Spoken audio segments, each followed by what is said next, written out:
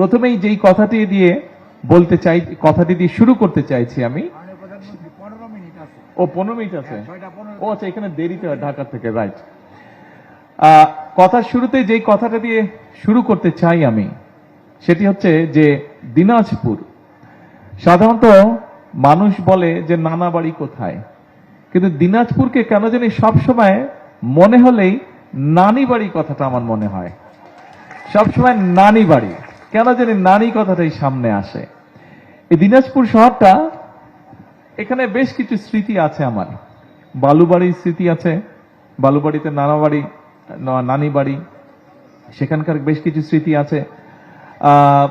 তারপরে ঘাসিপাড়ায় ছিল, বালুবাড়িতে আসার আগে ঘাসিপাড়ায় ছিল নানি বাড়ি, সেই ঘাসিপাড়ার কথা কিছুটা খেয়াল আছে, অল্প স্বল্প, বহু বছর আগের কথা, সব পরিষ্কার মনেও নেই। তো এখন স্বাভাবিকভাবেই এই এলাকার প্রতি কিছুটা তো টান থাকবেই, এই এলাকার প্রতি একটা ডিফারেন্ট একটা টান থাকবেই। সেজন্যই দায়িত্ব আছে। এখন যখন আল্লাহর রহমতে একটা দায়িত্বে আছি আমি, স্বাভাবিকভাবে সেই দায়িত্বের অবস্থান থেকেও এখানে যারা বক্তব্য রেখেছেন, ডিসি সাহেব থেকে শুরু করে চেম্বারের সভাপতিকে শুরু করে অন্য আরো যারা বক্তব্য রেখেছেন, সকলেই এলাকার বিভিন্ন বিষয় নিয়ে কিছু কিছু বিষয় উল্লেখ করেছেন, এলাকার বিভিন্ন সমস্যা নিয়ে। এখন নির্বাচনের আগে আপনাদের এখানে যখন আমি এসেছিলাম, দিনাজপুরে এসেছিলাম, তখন সেই জনসভায় আমি অনেকগুলো কথা বলেছিলাম।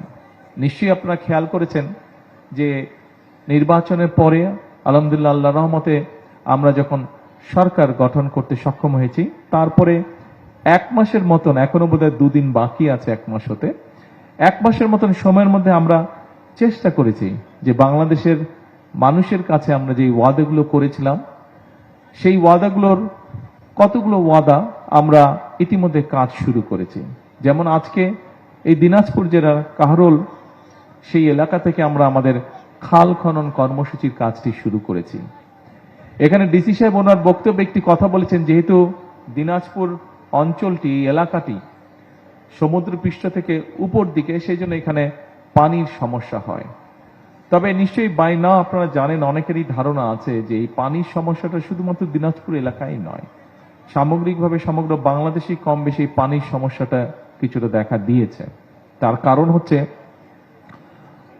অনেকগুলো বছর ধরে আমাদের নদী নালা খালগুলো বন্ধ হয়ে গিয়েছে বা ভরাট হয়ে গিয়েছে, এবং ভরাট হয়ে যাবার কারণে এখানে শুষ্ক মৌসুমে পানি থাকছে না, বর্ষা মৌসুমে পানি আসলেও যে পরিমাণ পানি থাকার কথা সে পরিমাণ পানি থাকছে না, এবং একই সাথে বর্ষা মৌসুমে বা হঠাৎ করে উজান থেকে যখন পানি আসছে, তখন খালগুলো এবং নদীগুলো ভরাট হয়ে যাওয়ার কারণে পানিগুলো দুপাশে মানুষের ঘর বাড়ি, ফসল, ফলাদি, গবাদি পশু এগুলোকে নষ্ট করছে।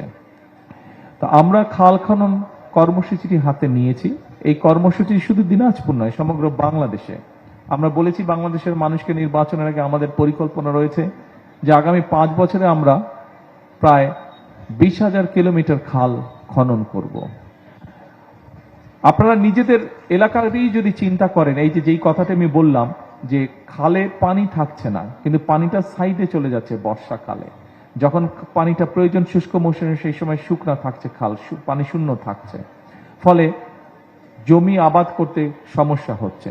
একই সাথে খালে বা নদীতে পানি জমে যাওয়ার কারণে মানুষকে ভূগর্ভস্থ পানির উপরে ডিপেন্ড করতে হচ্ছে, এবং এর ফলে যেটা হচ্ছে ভূগর্ভস্থ পানি নিচে থেকে টানতে টানতে সেখানেও আস্তে আস্তে পানি কমে যাচ্ছে। আজকে থেকে 20 বছর আগে আমরা যতটুকু নলকূপ খনন করার জন্য যতটুকু গভীরে যেতে হতো, এখন অনেক বেশি যেতে হয়। আর তখন যদি 100-150 ফিটের পানি পাওয়া যেত, এখন হয়তো 600-700 ফিট নিচে যেতে হয়, তারপরে পানি পাওয়া যায়, যেটা একটা আস্তে আস্তে একটি ভয়াবহ পরিস্থিতির দিকে আমরা যাচ্ছি। সেজন্যই আমরা চাইছি যে খালগুলো যদি আমরা খনন করি, সেখানে যদি ভরা মৌসুমে এবং শুষ্ক মৌসুমে আমরা পানি ধরে রাখতে পারি, তাহলে মানুষ যেমন ব্যবহার করতে পারবে, কৃষিকার্যের জন্য ব্যবহার হবে, এবং আস্তে আস্তে ভূগর্ভস্থ পানিতে রিচার্জ হওয়ার, যেটি শূন্য হয়ে গেছে সেটি রিচার্জ হবে। আরেকটি বড় সমস্যা আছে আর্সেনিক প্রবলেম। ভূগর্ভস্থ পানি আমরা যত টানতে থাকবো, একই সাথে আর্সেনিকের সমস্যা তত বাড়তে থাকবে। আমরা যদি খাল খননের মাধ্যমে, নদীগুলো খনন করার মাধ্যমে আমরা এই পানিগুলোকে ধরে রাখতে পারি, তাহলে পানিগুলো আস্তে আস্তে ভূগর্ভস্থ পানি রিচার্জ হতে থাকবে। তখন ভূগর্ভস্থ পানি রিচার্জ হওয়া যেমন একদিকে হবে, আমাদের ভূগর্ভস্থ পানির রিজার্ভ যেমন আস্তে আস্তে বাড়া শুরু করবে, একই সাথে আমাদের আর্সেনিক সমস্যার সমাধানও কমতে শুরু করবে।